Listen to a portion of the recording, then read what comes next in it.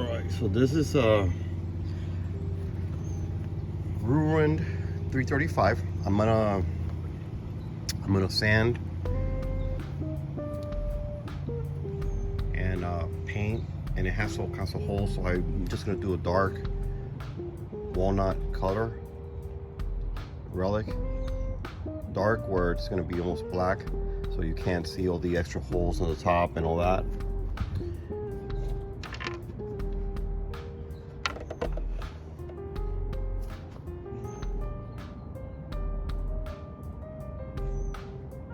It's not a vintage guitar, so no worries.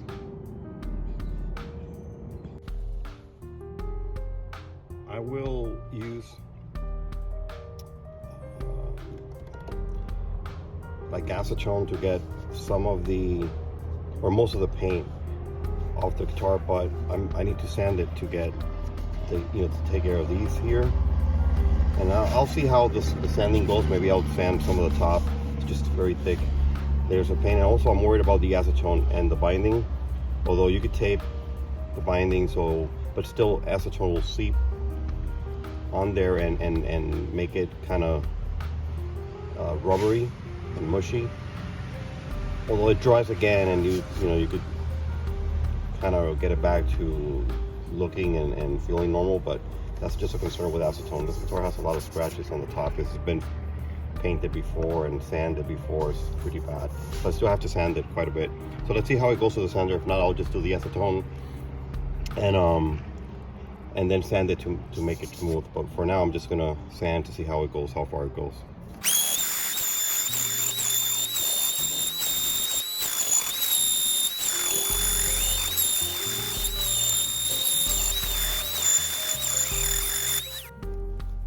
So I don't think I'm gonna do a full sand or sanding to take the finish off around the entire guitar, because it's just too much work, where I could just take the paint off with the acetone.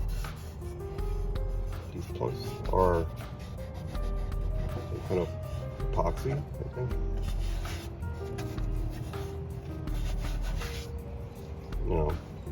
But there's some really bad scratches on the top.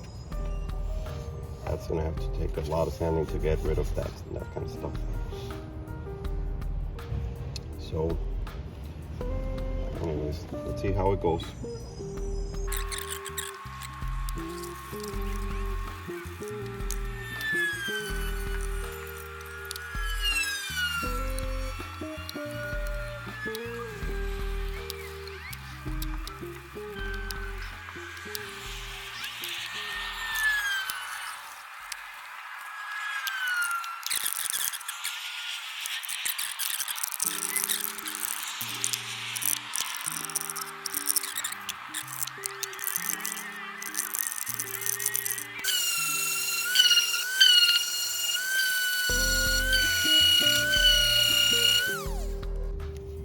The idea is to make this, this is a kit guitar.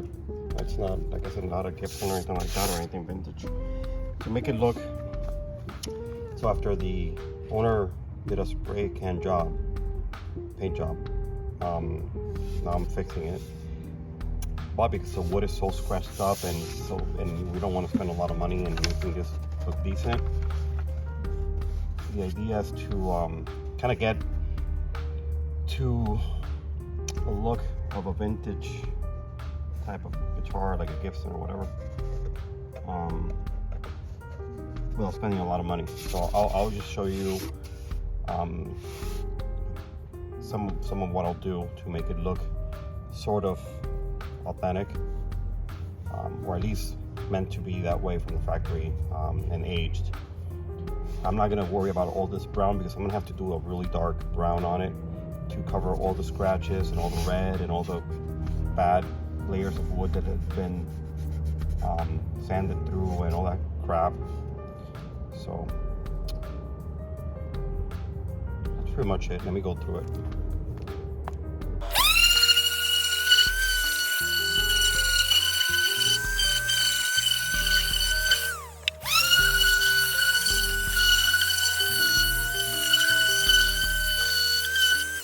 what I was doing is sanding it with 220 to get it smooth for finishing. I'm gonna do one coat of brown, tobacco brown. I might do one coat straight to the wood, and then I'll do some coats in the lacquer. The reason for that is so that there's better coverage without looking too plasticky with a bunch of clear on it, and to cover some of the issues with all the different markings that I was explaining earlier. Scratches, gouges, and all that stuff. And like I said in previous videos with the Strat, since this is going to be a Relic, I'm not too concerned about banging it around and doing it back here in the backyard. This is not meant to be a very shiny, new looking guitar. So there's really no importance of, you know, how cautious I am, because I'm gonna kind of mess it up at the end anyway. So there's gonna be some other markings and whatnot that make it look like a vintage instrument.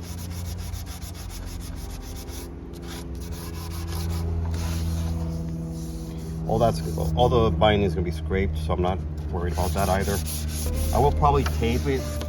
I'm not sure yet.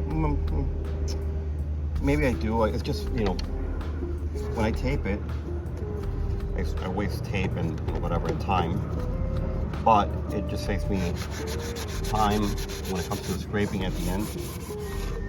I still have to scrape it. There's no way around it, but I gotta scrape the front part of it and whatnot. When I tape it, at least it saves me some time in getting that scraping process done quicker before clear.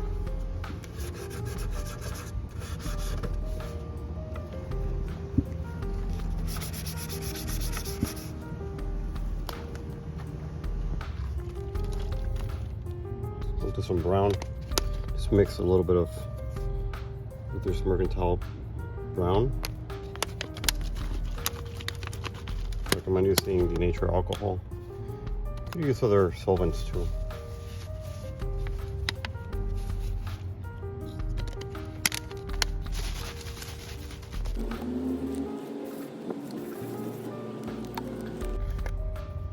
Make it a little bit darker because it's still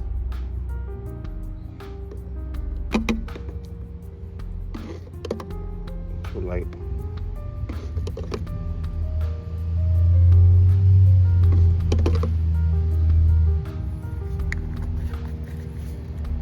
Why don't I use gloves? Because I need to feel what I'm doing.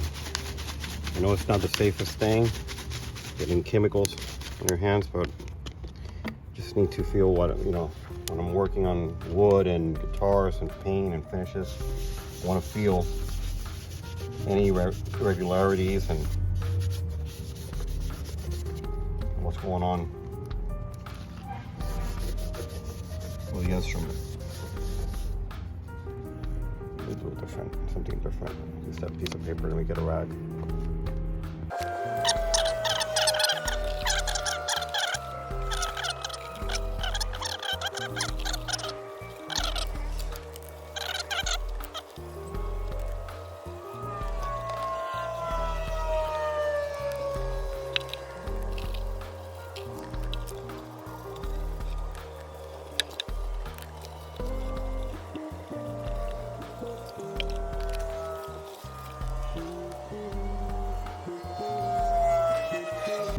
So this is Watco or Waitco lacquer. I got it at Home Depot, and this is like $21 plus tax. It's the gloss type. These, you know, these products are getting harder to find. Sometimes I buy other brands. I forget. I think Daft is the one that they sell over at Lowe's. Some of these you're just gonna have to buy online. And anyways, this one is, well, these are typically brushing lacquers, so you have to dilute them. You can go as high as 50-50. The thinner you go, the less durable it is. the less solid content. Therefore, it's going to be, you know, it's going to get, well, I mean, it could be affected by the elements and whatnot quicker. But again, this is a guitar. It's not going to be outside. Number two, I want it to age. I want it to be thin so that the instrument resonates as much as possible. So that's why, you know, I like to thin it enough. Also, it just lays better, so you don't get the orange peel and the other issues that you get with when you leave it, you know, thicker. It just lays better. Sometimes one issue that happens if you put too much thinner or you paint with too much pressure, you don't get that wet look. It just kind of dries on its way to the instrument. But you have to kind of do it by eye, and you know, probably around, I don't know, 45 psi is fine if you're doing 50-50 on this. 50% lacquer, 50% thinner. Actually, last time on the last video, I think I used this one, Min Wax. Anyways, I used the same can to add the brown, you know, into the clear, and this one's really good too. Again, you have to thin it. It's a brushing lacquer, as you can see there.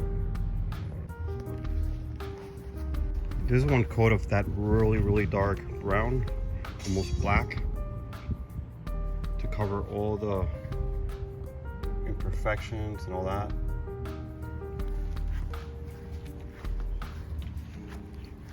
Of course, this is gonna have a lot of clear, and then that's gonna be sanded away for the most part, so that I can level some of those issues like here and there and whatnot. But you know, at least I know it's gonna look fine once it's cleared and sanded and polished, and then aged. It's gonna look fine. I'll do the back in a bit. I'm just gonna let this dry enough so where I could turn it over. So now I'm gonna do the back. It's gonna be dark as well, although this is much better, not like the front, but I still have to match it. So it's, you know, the neck is the only area where I'm gonna kind of leave it more where you can see more of the wood grain. But let's do the back, and let me see, I'll let it dry a little bit, and then I'll do some clear coats. And if not tonight, tomorrow I'll start working on maybe some wet sanding in between coats to do a final coat, and then let it dry for a bit, a couple days before doing wet sanding, polishing, etc.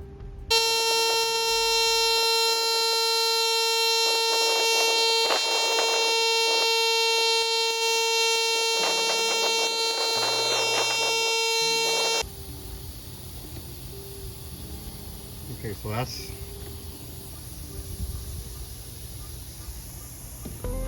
how the brown ended up.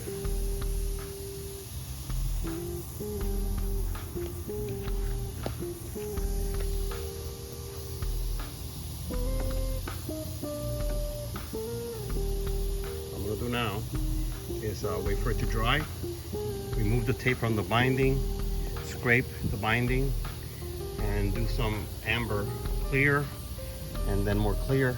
I do the amber because it just kind of, well, first of all, I need to do the amber for the binding, but not only because of that, it's just it just kind of helps everything blend together, so it looks more natural. I prefer removing the tape when the paint is just a little bit tacky, so that I don't pull paint that I don't want to pull when I start removing the tape.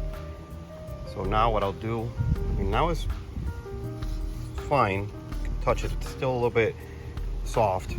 I mean, obviously soft for a few days, but I wanted to get it dry enough so I can sit down and just scrape the binding before the amber coat and the clear coat.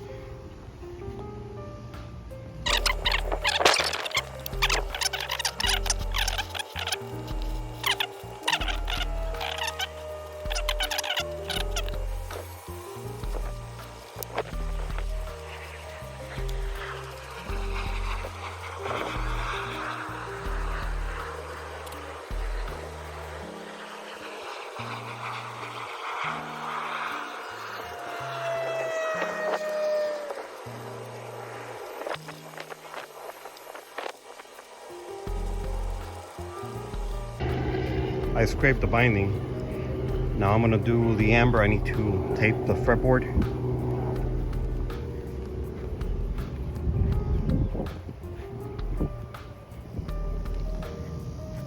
And just amber the binding and mix it all in. So we got one coat of the amber on it.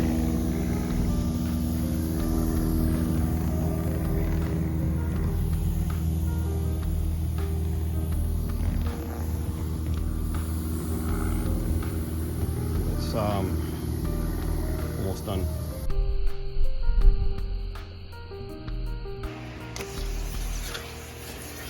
What's sanding time?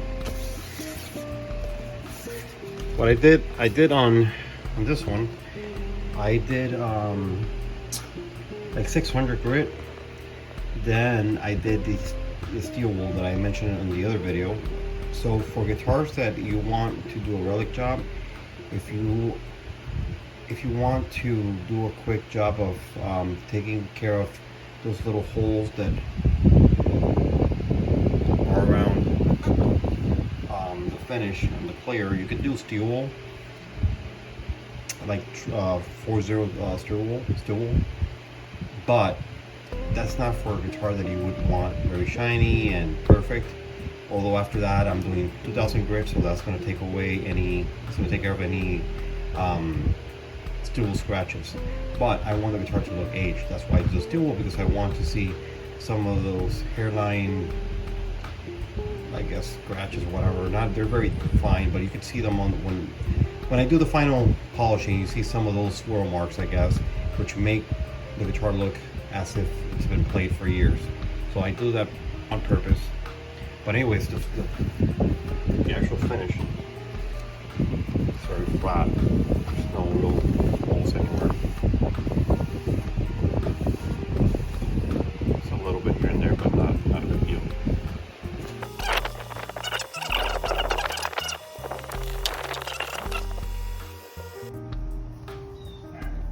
Okay, so last night I did a wet sanding.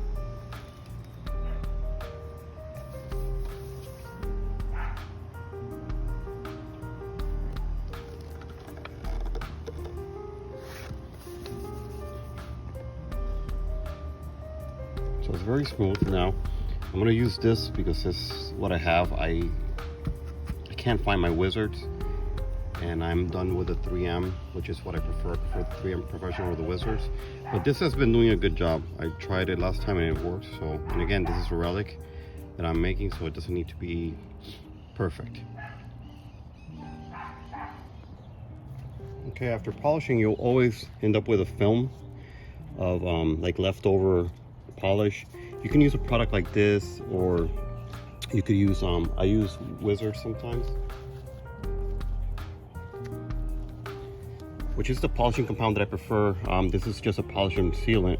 It's not the polishing compound, that other bottle I can't find, but this also, you could use whatever, just to clean, well, any kind of polish type of product, I mean, not water, to get the residue of the polishing compound off of the guitar. Those products, like the ones that I just showed you, you have to do by hand. It's just to clean and like do a final polish.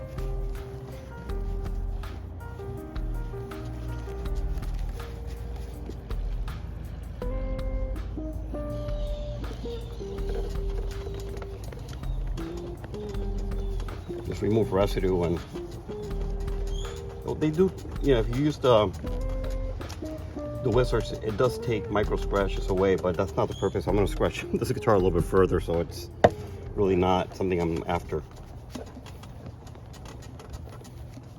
Just after getting that film off of the guitar. I still got a little bit of film here and there. I'm not too worried about it because I'm going to be using the compressed air, which also leaves a residue. So, and then I'm gonna do, I mean, this guitar is brown, but I just because it's the way I do it, I'll still put in, or I'll put in the crack, in the checking or the cracking paint, I usually put in some walnut stain, just so that it doesn't look or whitish, which usually when you get the finished checking, that's naturally through the years, dust and grime and dirt gets on there, and that causes it to look kind of brownish and stand out more. Again, this is a dark brown guitar, so you won't really see it, but this is just film. I need to clean that up, but it's just the way I do it. It's the process, the method. So I just want to kind of stay consistent with it. Anyways, it's just the way it is, and I think if you do it that way, results are just more even overall. It kind of blends things in all together as well, so I'll do it that way. I've noticed then when I use the guitar polish, after doing the stain, it takes some of that stain off the guitar, which again, in this case is not that crucial. I'm just giving you this bit of information. So if you're doing, let's say, a white Strat or white guitar or something like that, like a lighter color, you'll see the stain into the checking of the instrument. If you use a guitar polish afterwards, it'll pick some of that off, which is okay. You could always redo it and what have you, but because that leaves a little bit of a film as well, just like the polishing compound here, if you want to get all that off, it just be aware that it's kind of like a I guess like a back and forth type of thing, where you have to do it multiple times sometimes just to get it to where you want to be, where you want to be in terms of the coloring of the checking. Also, that once it's sometimes better to just polish it all together before even doing that, and then doing the final step, and then clean it with just a rag t-shirt. Like I use t-shirts that are old, I try to recycle. Then for the checking, I use these spray cans, which is what most people do. Upside down, they're expensive. You could use a big freezer if you have one as well. I like to use a heat gun, just so that it gives me more control of where I'm actually going to be checking the paint.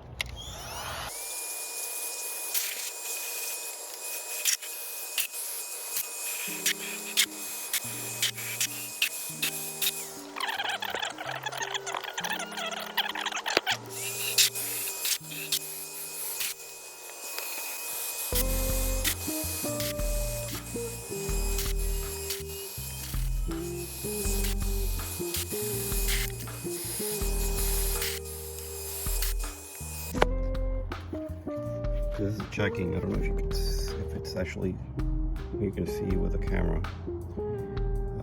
Well, yeah, there you go. That's how it checked.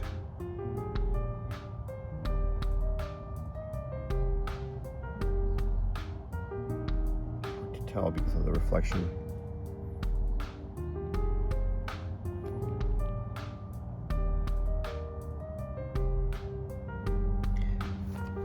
One thing that I did, that I realized, I didn't mention, but it kind of makes sense. All these white spots from the polishing, one thing that the stain will do is take care of those as well. So another purpose of staining the checking, although it's not going to be noticeable here, is to take care of any white spots from the polishing process.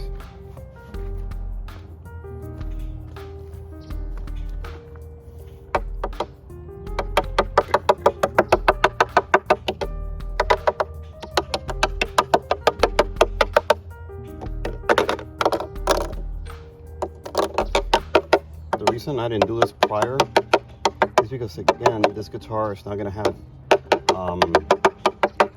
chunks of paint missing. 335s and arch tops tend to be treated differently than a Strat or a Tele, because of the fact that they're just more fragile. So I don't want to have huge chunks of paint missing, anything like that. I usually do this prior to doing the checking, so that if there's a huge chunk of paint missing or a large ding, the cracks more naturally follow the pattern of that. But I didn't want to really, I was doing small little markings here and there to make it more natural.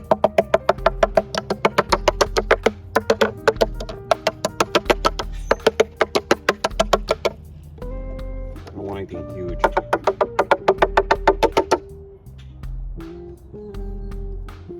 It's just not gonna look right. Not that there are no beat to crap 335s out there, that I'm sure there are, but more often than not, I see things that are just on the cleaner side when it comes to arch tops or semi-hollow guitars, or hollow guitars, hollow or semi-hollow guitars.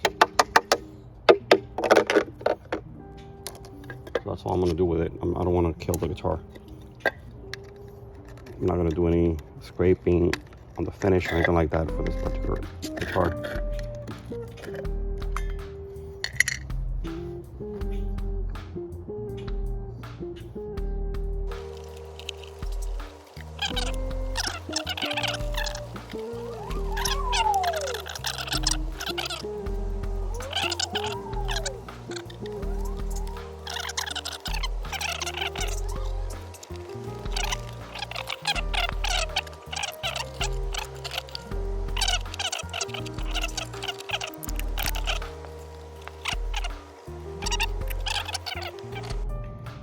For the fingerboard, I like using acetone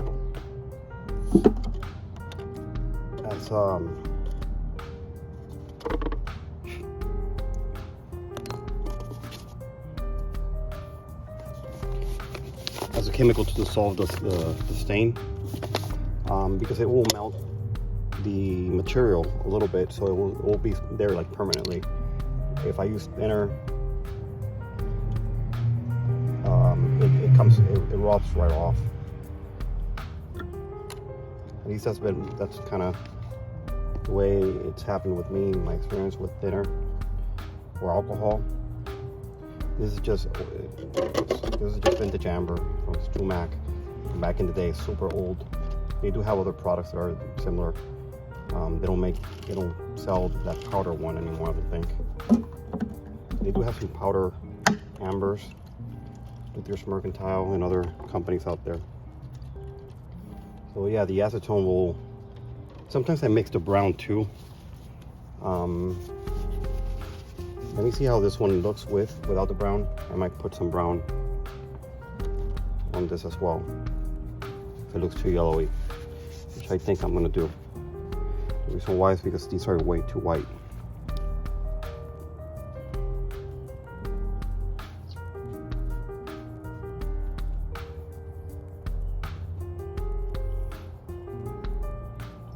I mix a little bit of brown with the amber. I'm kind of washing it so it melts and stays there, and then I'll clean the excess or scrape the excess or something like that.